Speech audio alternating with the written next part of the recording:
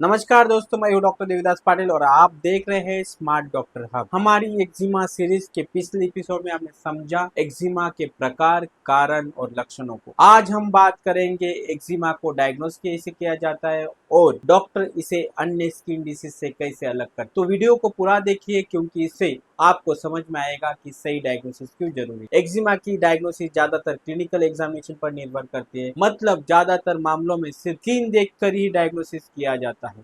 लेकिन इसके कुछ स्पेसिफिक पॉइंट हैं, जैसे डिटेल हिस्ट्री लेना, कब से स्किन प्रॉब्लम शुरू है, खुजली कितनी और कब बढ़ती है, रात में, पसीना के बाद या सोप लगाने के बाद, कोई नया कॉस्मेटिक, डिटर्जेंट या केमिकल यूज कर रहे हो, फैमिली में एलर्जी, अस्थमा या एक्जिमा है क्या, सीजनल वेरिएशन या ट्रेस में फर्क पड़ता है क्या, फिजिकल एग्जामिनेशन किया जाता है, रेडनेस, वेसिकल ऊजिंग, स्केलिंग या थिकनिंग देखी जाती है, टिपिकल एरियाज देखे जाते हैं, फेस, नेक, फ्लेक्जस, स्काल्प, लेग्स आदि।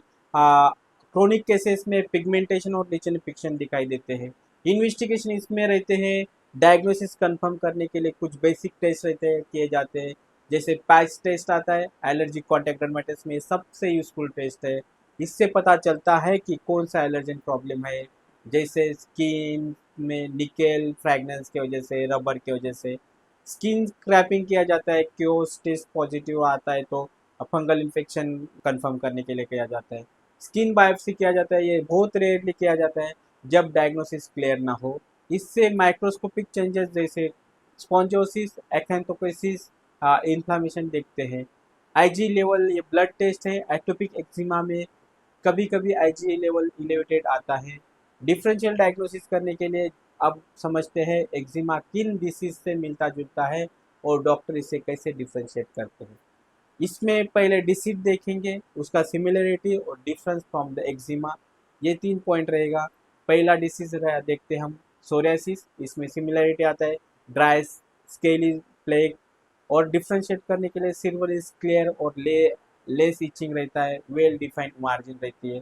Fungal infection, red similarity, red itching patches रहता है, सर्कुलर बॉर्डर, एक्टिव एज और केओस पॉजिटिव रहता है, ये इसमें डिफरेंशिएट होता है।